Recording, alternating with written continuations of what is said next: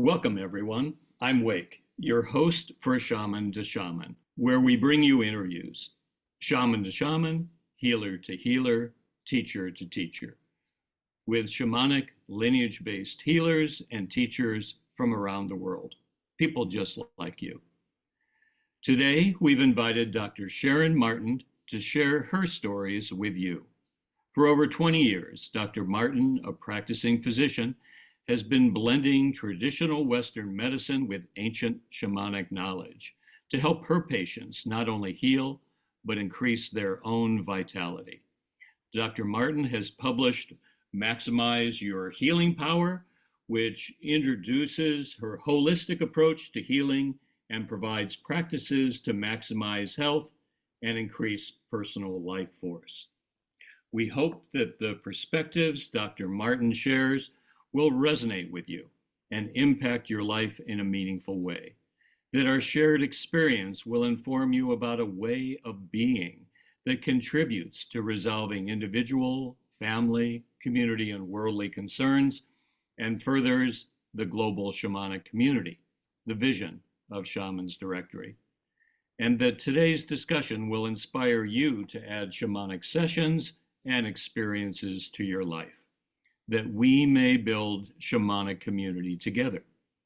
Shaman to Shaman is brought to you by Shamans Directory, a dynamic online resource for lineage-based shamans to share themselves, offer medicine, build community, and change the world. To learn more, you can visit online at shamansdirectory.com, on social media, and on our YouTube channel. Today, I'm honored to welcome Dr. Sharon Martin to introduce herself to our Shamans Directory community. Welcome, Sharon. Thanks, Wake. This is so fun. Let's begin with your path of service, if we might. You and I have known each other for a long time. I know that you are on a path of service. I'd love to explore that with you and have you tell us more about you and your path. Well, I'd like to, if I could, give just a little background, because I don't know how many of your listeners ask themselves daily, what is my purpose? What do I do? What is my life all about? And you and I both had Carl Greer as a teacher, and he used to say, what's your path of service? And when I was stressed out in the world, being a physician can be quite stressful. I would say, don't tell me more things that I have to do. It felt like you were going to hook me up like an ox to a cart and expect me, or, put extra sacks on my back as the donkey carrying all the burden. So when somebody said to me, and this was even up to 5 years ago, your path of service, something in me absolutely rebelled. It felt like I was being told that I had to be a good girl, I had to be generous, I had to be giving, I had to do this, I had to do that. One more time, just to go ahead and give of yourself again and again. And so I'm here to tell people that I had it wrong, that it wasn't about, it felt like a burden because I was exhausted. COVID certainly did me in, but I was exhausted.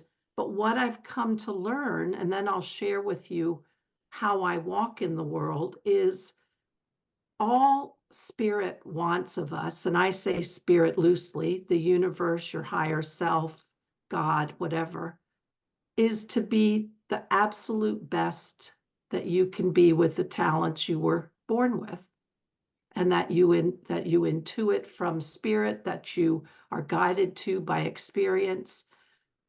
And that is being of service, because when you're fully you and fully alive and fully being present in the world, you change what's around you.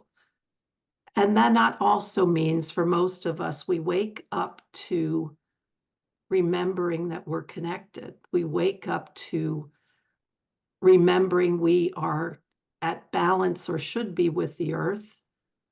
And when we wake up to that, we start behaving differently in a better way. So who am I? Well, I'm a scientist. Once upon a time, I'm a physician, still am, still practice.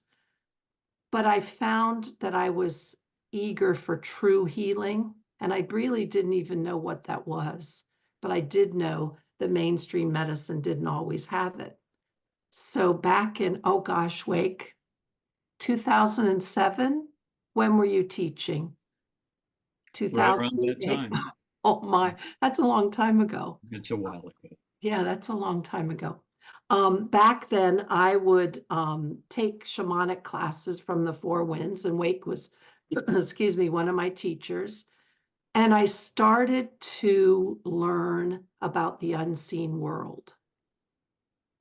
And I started to connect with it. And through different techniques and our experiences in class, start to recognize that I can connect with things that I can't see, that there are intelligences and energies out there. And then all of a sudden, I'm not alone.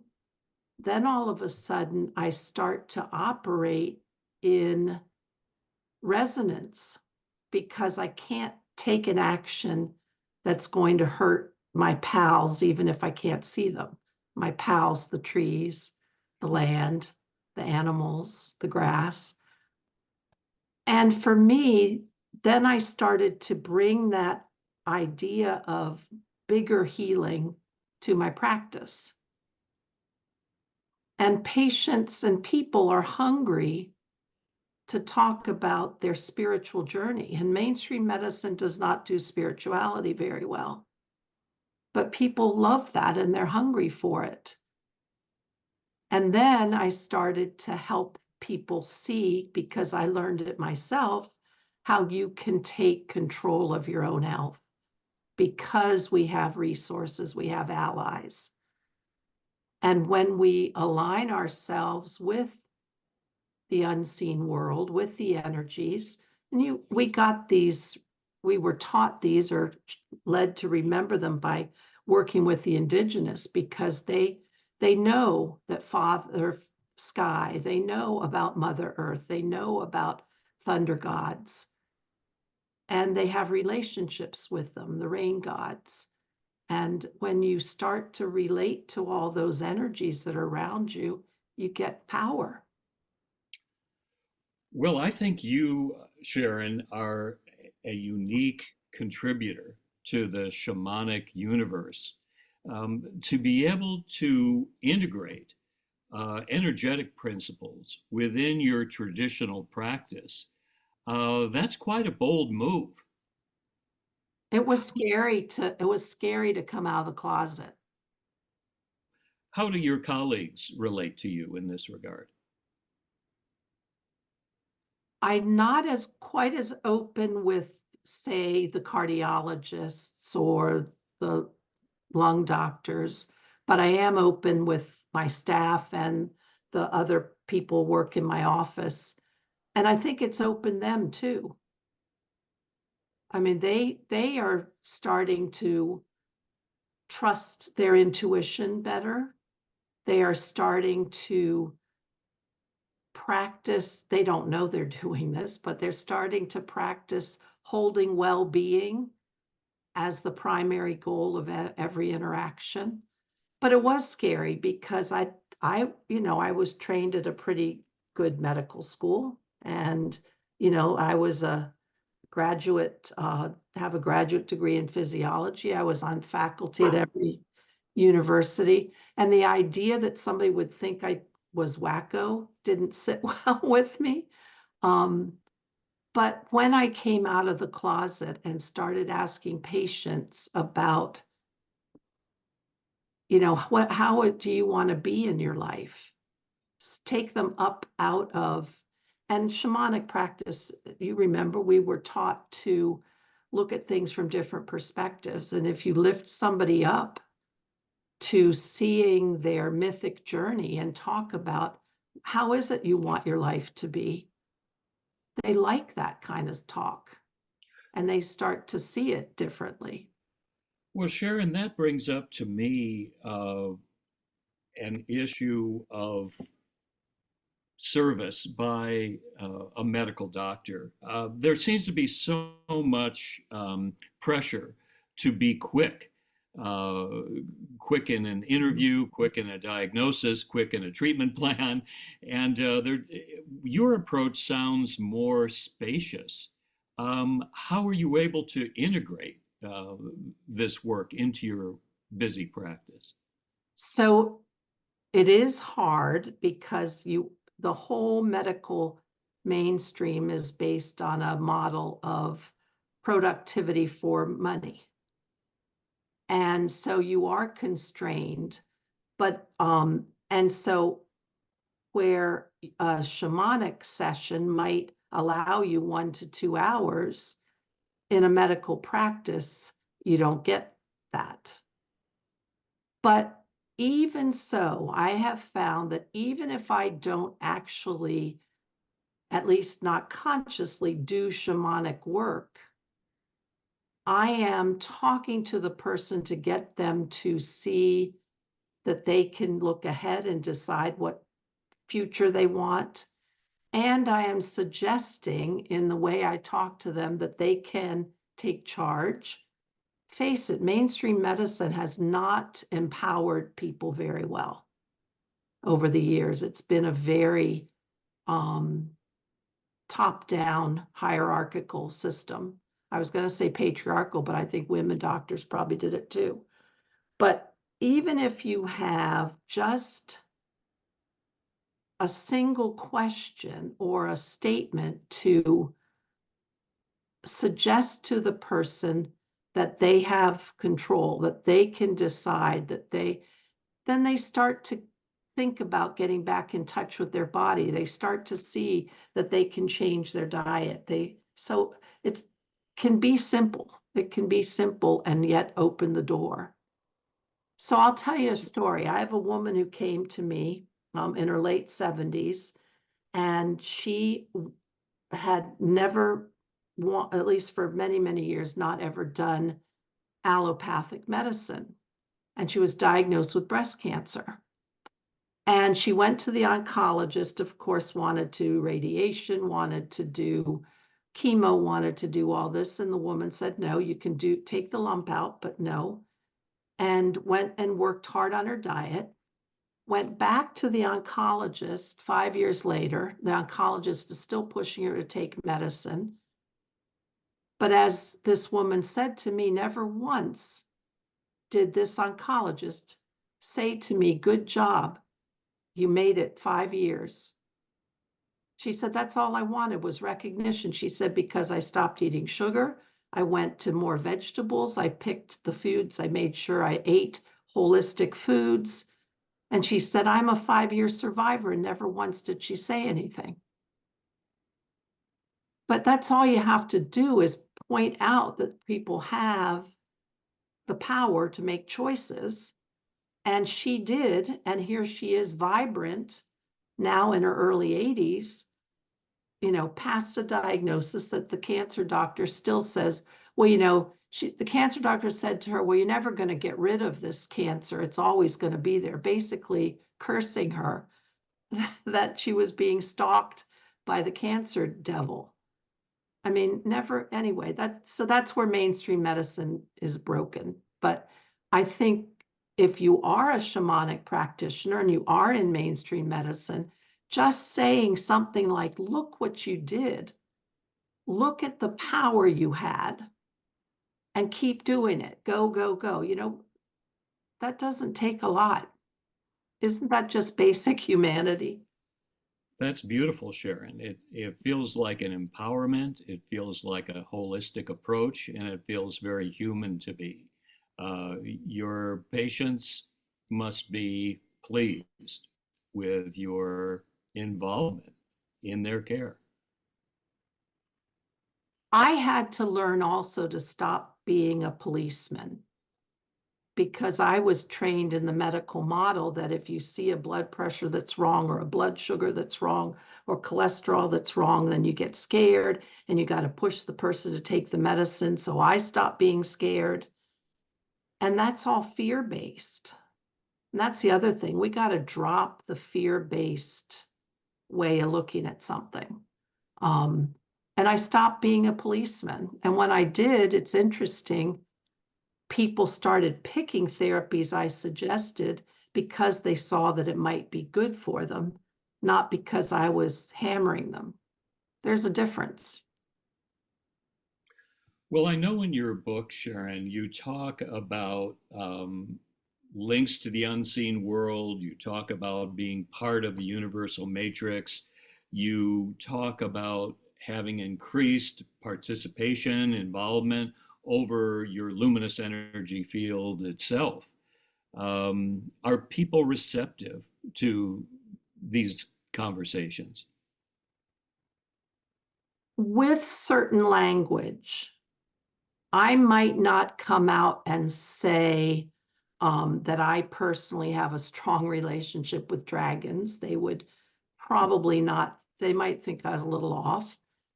But when I do say to them, are there places in nature, animals that you resonate with? And they'll say, yeah, I purposely take walks in the forest so I can look for deer because I feel a strong connection to deer. Or I'm always seeing the hawk in the sky. Or you say to them, let me tell you, well, I usually say, what I'm telling you now is not science. It's my personal belief, but I believe we have an energy field, and right now yours feels weak and not as vital as it could be. Do you feel that?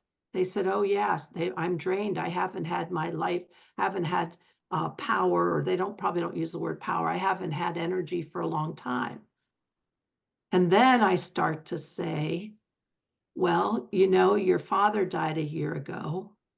Do you still feel him around you? Because I'm seeing the connection still with this energy of the deceased one that's draining their power. I said, is he still there? And they say yes. And I said, do you think it's time to let him go? Do you think that connection is holding you back because you're still holding on? They say, yeah, I think so. I mean, they get it. People get it, but not, I wouldn't use, well, you know, when I look at your energy field, I see a big open gap that's not vital. And, you know, you've got an energetic cord attached to your dead father that maybe we should break. I don't say all that. You know, I say it differently, but they get it. Let's turn this around, Sharon, and let me ask you from a client point of view. Do you have time to see individual clients? Do you work with people as shamanic clients, or are you full with your doctoring and the I way? do have time to do some, yes. And what I've done more lately, um, I get my intuition through my stones when I sit. Now, I don't know if your listeners know what a mesa is, but it's a shamanic medicine bundle. And I have my mesa, my cloth open, and I have stones. And when I tap into them, I can get intuitive hits from people. So sometimes I just do short stone readings.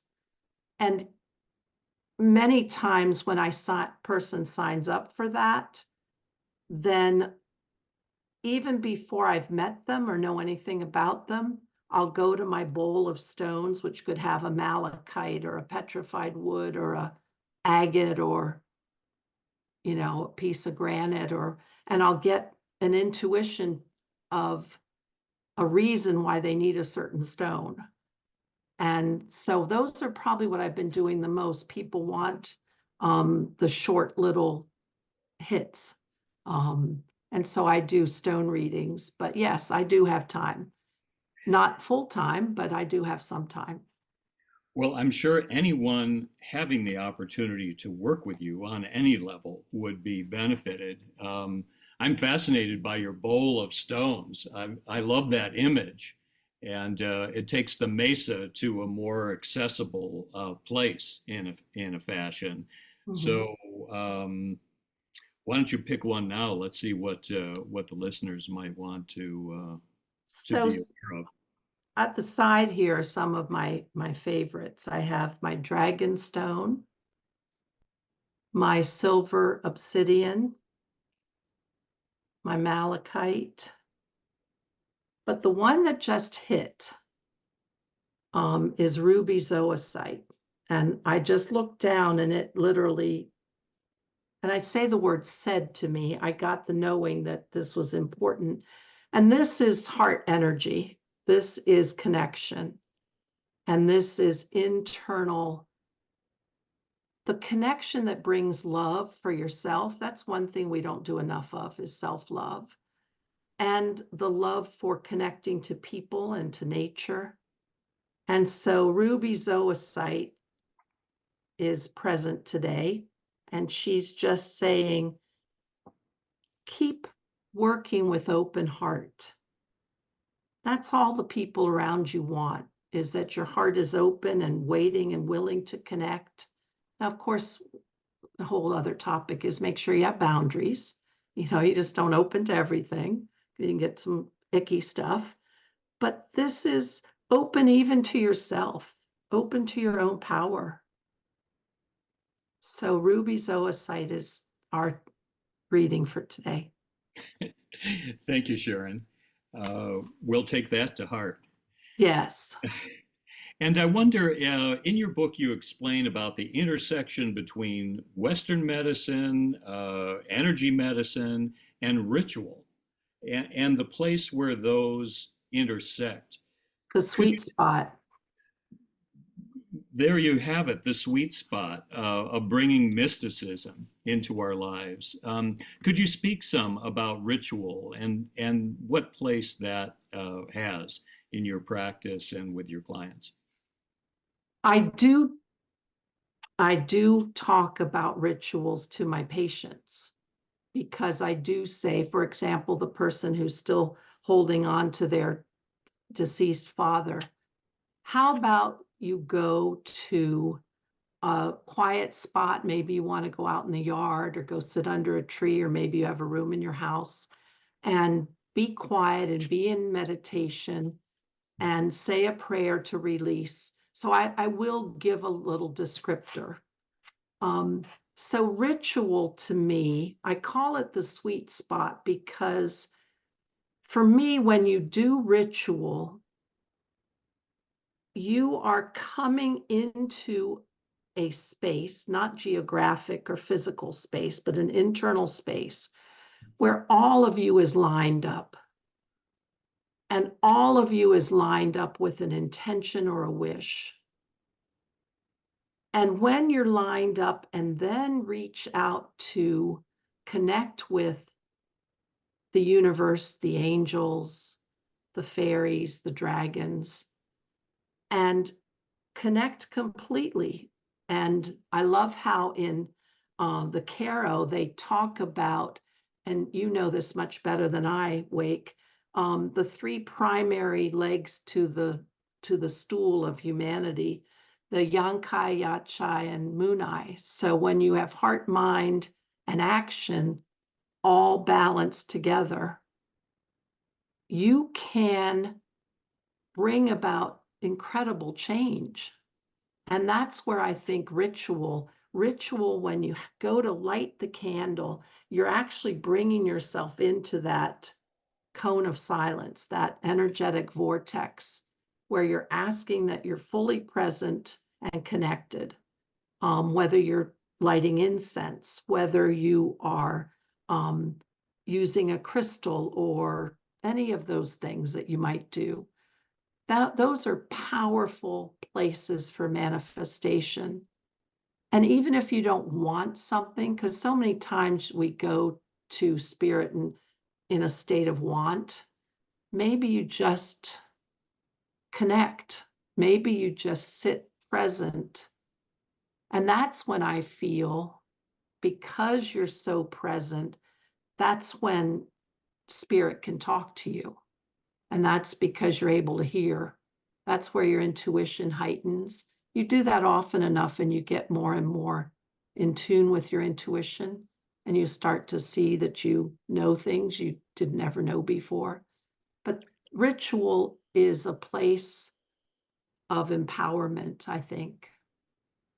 And Sharon, in your book, you talk about quiet signals. Is that what you're speaking of? This intuitive sense that it may whisper to you, you may notice something. Yes, because maybe all of a sudden, say the person who's in grief and they look out to their back window and there's a cardinal and they don't usually see cardinals. Those things that happen around you carry meaning, and you'll start to see the meaning and feel the meaning. And it's like spirits whispering to you, but now you're able to hear it because you quieted down enough. Well, I know, Sharon, you're multidimensional and you have a radio program once a month, Mhm, and and you believe in this word maximum medicine, I believe mhm. it's called. Yes. Tell us a little bit about your radio show, as well as that term maximum, because I think that has special meaning for you. Yes, I think it probably was downloaded to me and encoded when I named the radio show Maximum Medicine, which is on the Transformation Talk Network. And it's also on Facebook. But to me, we as humans are waking up, and we need to wake up more because we have capacities we haven't even touched. The whole field of consciousness and how to connect to the universal field. Some people called it the Akashic Records. Um, some people call it the universal information field. When we can learn that and see that we literally are creating our reality on minute to minute, then that to me is more powerful than we were before. So I'm aiming to help people reach their maximum. And I don't think there's a ceiling yet. I don't think we've hit the ceiling. We still have a long way we can expand and grow. But maximum to me is also bring your full self forward.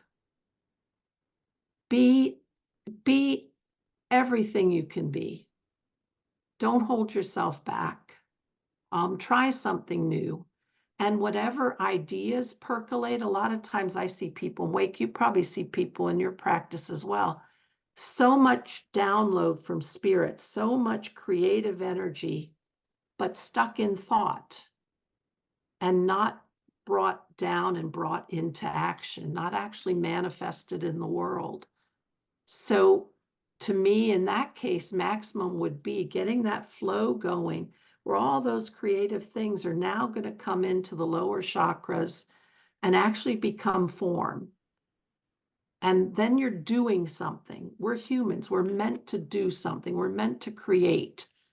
We're meant to connect to spirit and put it forward into the earth. At least that's what I believe. So that's to me is what maximum is.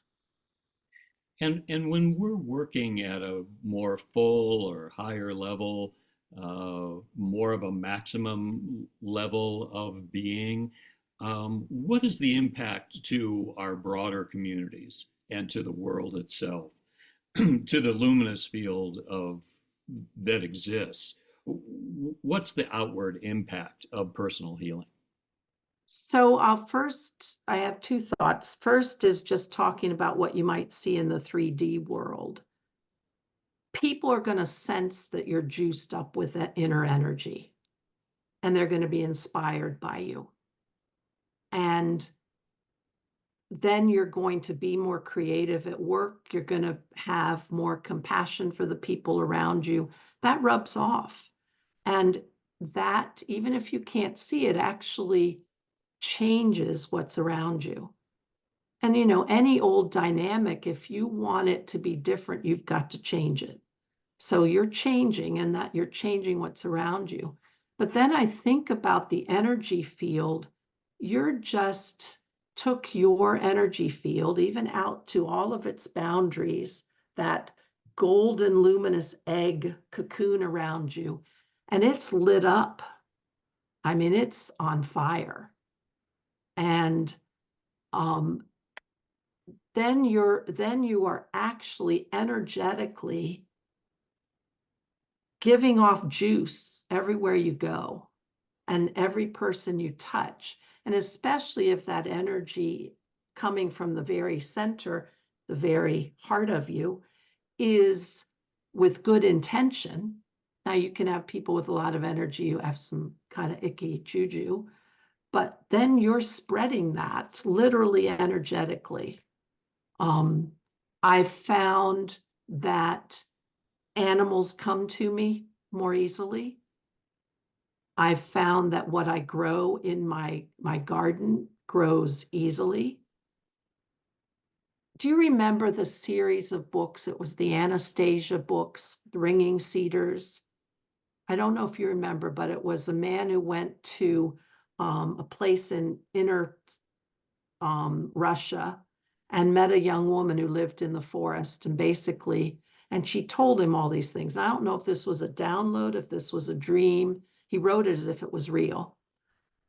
But she would take seeds, and before she planted them, put them in her mouth, because it was an energetic transmission of her essence to the seed, although he didn't say it that way. But when you have your energy field lit up like that, you're actually really connecting to even the plants you plant. So that makes the world better, I think. We have some dark areas in the world. So if we can light up, there is something to be said for points of light, even though Bush and I didn't have the same politics, but light it up. I love that, Sharon. And one thing I know about you is that you are a steward of a beautiful piece of land. That there's nature which you seek and surrounds you. Could you talk a little bit about where you live and what that means to you? So this picture on my Zoom is actually a picture of the tree in my front yard that blooms this time of year. It's a ornamental cherry. But anyway, when I started shamanic work, and then I started, gosh, it's been almost 20 years, Wake. I started opening and connecting more energetically. I was guided to this piece of land. And I remember coming down the driveway. It's a long driveway. Now, when I was in my maybe 18 or 19, I would have this wish that I would have a driveway with dogwoods on either side. Well, when I was drawn to look at this house that was for sale, when I came down the driveway, it had dogwoods on either side of the driveway. So those kinds of synchronicities are going to become kind of like, oh yeah, but of course. I always wanted to be able to walk from my house to a barn. Now, I grew up a city girl. I never lived in the country till I moved to South Central Pennsylvania, where I am now. Well, I have a barn, and it is literally walking distance from the house. I always wanted to learn how to ride a horse and have a horse in the barn. Well, when I bought this property, the previous owners had a miniature donkey that they wanted to know if I would keep. And well, she's the patron saint of the place, actually, the smartest one in the whole bunch. But those kinds of things and as I said earlier, COVID about knocked me out. Not from being sick, but from having to shepherd people through it, and the amount of fear, and having 49-year-old healthy guy who hiked mountains every day die, stuff like that nobody should have to go through that. That was, I think all of us doctors probably have PTSD from that. But I would come down the driveway, and all of that worry would fall away. And every time I come down the driveway and circle around past the barn, the donkey's always waiting when I get home, and she starts braying. Of course, she wants supper.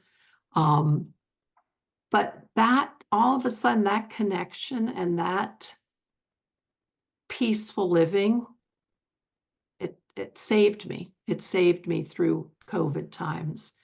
Now, I know not everybody can live in the country, not everybody wants to, but I think we should make sure we talk about this. Your connection to nature is critical for our human salvation, for our evolution. We have to be stewards of the earth. We have to have respect for the earth, and it helps us. Even if you take a walk, if you live in Manhattan, you go to Central Park, go sit under a tree, go lay down on the grass. There is so much good restorative energy for you. And so my donkey restores me every day I come home. I know that living your balanced life, Sharon, and that intimate connection to nature serves you so well, and that you bring that energy to all your clients and patients alike. Do you see yourself evolving? What do you sense in your future at this point? Where are you headed now? So I first wanted to say one of the things I did at COVID to bring the energy of my place and my animals is there's a program online called Snapfish where you can upload your photos and you can make tiles, little 6x6 photo tiles. And I made her 8x8, and I made several and I put them up on the walls in the exam rooms. A picture of the horse, a picture of this tree, a picture of the cardinals, a picture of the donkey.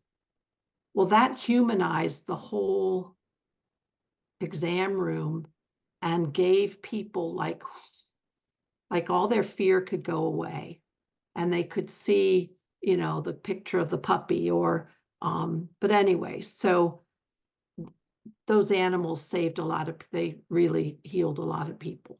I love that, Sharon. You're bringing yourself to your patient room. You're letting people have a glimpse of the nature that's so restorative to you. Mm-hmm. It did heal me. It was my salvation. So where am I going? One of the things about living very rurally is that, well, I miss hanging with people like you. And I get that connection in my meditation group, which is online, or in my radio show. So I do miss that. And what I would love to do is to continue to teach and to reach people, but in concert with other practitioners and healers. I love learning how other people think. What I'm personally interested in learning a lot about right now is consciousness. And how can we stop an illness in its tracks and go back to the healed state? How can we bring in the original template and restore the cellular glitches to the original vibrant? So that's what I like. That's what I like to learn. So anybody who knows anything about that, I'm all yours. I'm your student for the next however. But teaching, I would love to teach, even if it's online. And just learning from others, because there's so much of this new way of looking at things. If we can bring it into face it, some of the structures and institutions in our world are stodgy. Banking, the oil companies, big pharma, medicine, government. I mean, it's stodgy and in turmoil. So if we can bring new thought to it, I'm all for that. One of the things that you mentioned, Sharon, is a perspective of healing. Part of healing is changing, and part of healing is coming to peace with what is. Could you speak to that? Because I believe that that's what you offered in your book is one of the tenets of your approach. We have a 3D physical form body that, yes, we can shift it, but we can't always stop, especially as we get older, something from happening. When you have something that's not working, a health challenge, you can fight against it, be angry about it, um, feel poor me, any of that. But that doesn't help you live whatever's coming next in a vibrant way.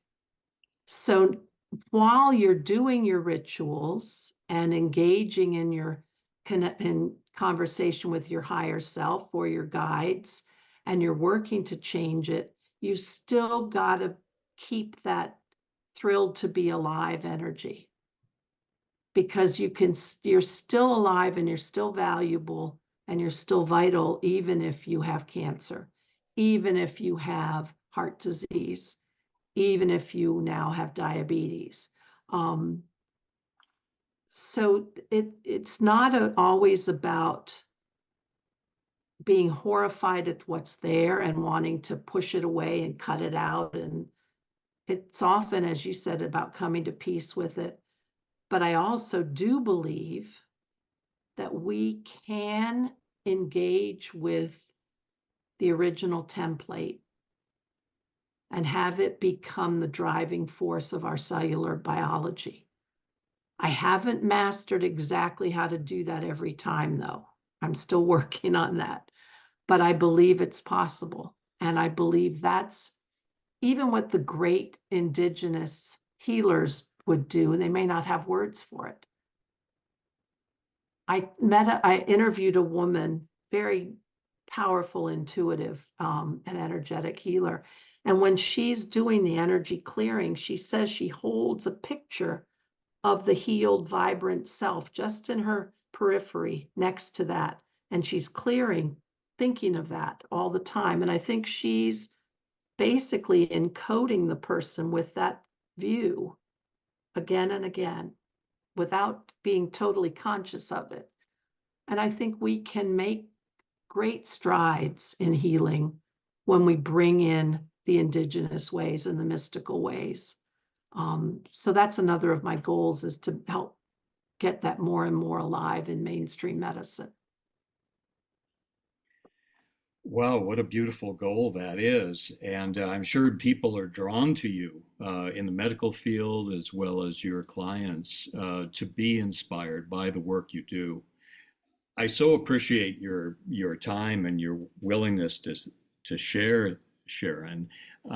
Is there anything else that you would like people watching to learn, either about you or any encouragement to themselves?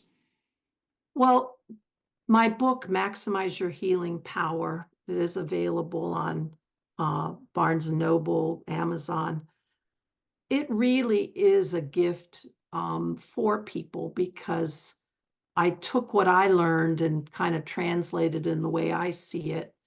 And I hope I gave appropriate credit where it was due, and said, here, take this, because using these, you can regain your power.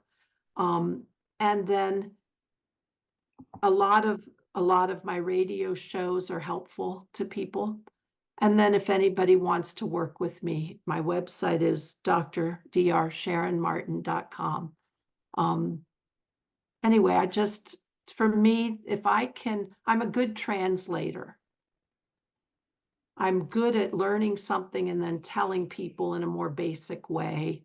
And so I love to learn. I learned from you way back when, still learning from you.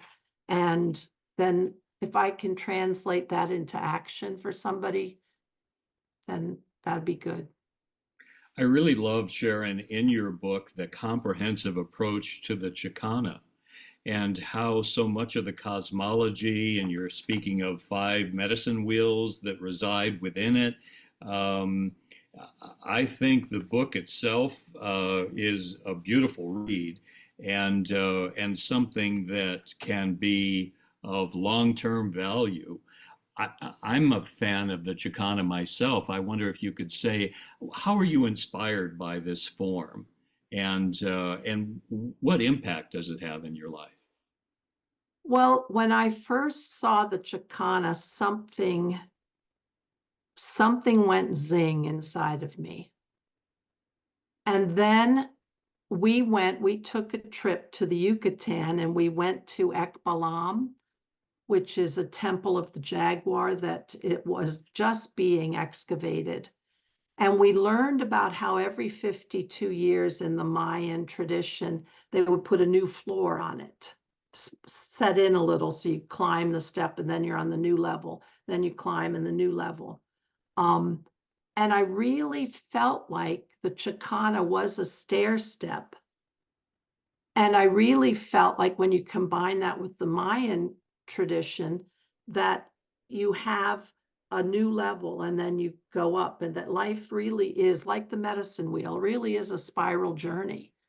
So to me, the Chicana embodied a really strong mythic and energetic principle that humans follow. And when you go through the medicine wheel, you don't come back to that same beginning spot. You're changed. So you are, in effect, in a new level. Whatever journey you're taking around the circle, you're not really, you say you come back to home, but you're not the same person, the same being. So I loved thinking about that in terms of medicine and how to put that in for people to think about how to tackle a problem, because it meant so much to me when I first saw it and learned it. Well, your treatment is quite comprehensive, and I feel there's a lot of food for thought and practice within your exposition of the Chicana, and it's Mhm. one of the most valuable aspects of this volume that contains so much that can be applied to everyday life. So I appreciate your efforts, your work in crafting this volume, and it is a true gift to the shamanic community. Thank you. And everybody should know I learned shamanic practices from you, and your attention to the as original as you could get Caro teachings was very, very, well, it's unsurpassed. So I have to, tip my hat to you. Thank you, Sharon. Whatever you learned from me, you've taken it uh, further. You have taken it in your own way and shared it with the world. You're one of those practitioners that who I love to connect with, to reconnect in our case, and to learn more about what inspires you and what you're bringing to the world. It's much like the Shamans Directory as a whole. Is there anything that you have to say about the directory and people who are involved with it and the value of having a shamanic community that's growing and get to know each other Well, as I we're doing? love that. And I love that you invited me to it. Again, sometimes living in rural South Central Pennsylvania, I'm out of touch. But that's the energetic of Fire the Grid. That's the energetic of points of light going out all over the world. And that's how we, I believe, as humans, and I don't think this is exaggeration, we're going to change the world by those connections, by those that fire the grid. Thank you so much, Sharon. Any final words? I feel very benefited by your presence and your offering. Uh, Anything you'd like to leave us with? Just to remind everybody that even in the darkest moments, you have power. And if you can quiet yourself and use nature as a balm to soothe yourself, you can reconnect with spirit, your guides, your helpers, your angels. They're all around you. And you just have to open to hear and get wisdom and guidance, and your life will change for the better. And thank you, Wake, for inviting me to talk, to hang with you. You're welcome, Sharon. What a pleasure. To all those who are watching, thank you for joining Sharon and myself for this Shaman to Shaman interview. This is a way that we get to know one another, and we thank you, Dr. Sharon Martin, for being who you are, for sharing your approach to your medicine and your client work with us, for being the inspiration you are. And I really do take a gift from you in your relationship with your patients, in starting small, Mhm. starting with achievable steps, and bringing empowerment into your work. I thank you so much for those insights. Um, if you'd like to learn more about Sharon Martin, please visit us at shamansdirectory.com and look for Sharon's profile. You can also learn there more about other exciting healers and teachers shown in the directory. Our YouTube channel will guide you to these interviews, replays of our live events, and selected presentations from our Cosmic Fire Summit. Until next time, Mm. thank you so much, Sharon. Thank you, Wake. Thank you. We'll see Thank you you. around the fire. Okay. Bye.